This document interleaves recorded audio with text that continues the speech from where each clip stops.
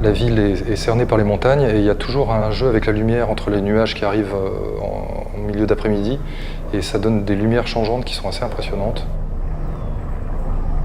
Il y a la beauté de l'architecture et en même temps il y a ce côté organique des façades abîmées, de la peinture qui s'écaille, des pierres qui commencent à apparaître, et une végétation très forte qui vient pousser là-dedans.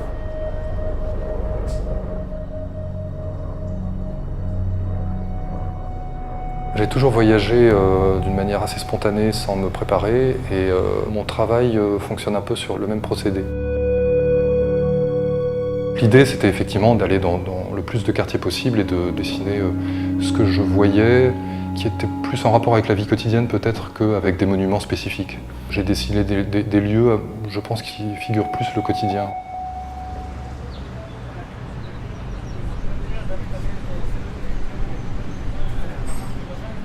J'imagine Mexico, avant d'y aller, je ne pouvais qu'imaginer ce que c'était, mais c'est quelque chose qui me donnait envie. Et ensuite, effectivement, une fois sur place, je me suis aperçu que j'avais pas eu tort, parce que ce qu'il y avait à dessiner était très riche, très organique, il y avait une lumière extraordinaire.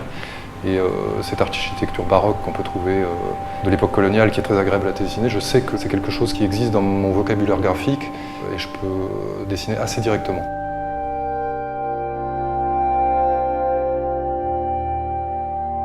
Ça, c'est un panoramique, parce que je trouvais intéressant que le livre soit comme ça rythmé par des panoramiques. Ça permet au regard d'embrasser une perspective beaucoup plus large, évidemment, qu'avec un dessin simple. Et ce qui était intéressant là, c'est de faire jouer une perspective qui était marquée.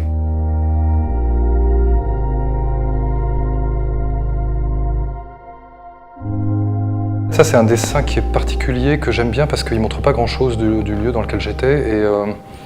Et là, j'étais dans un endroit magnifique, c'était un cloître, le cloître de Notre-Dame de la Merci, je crois.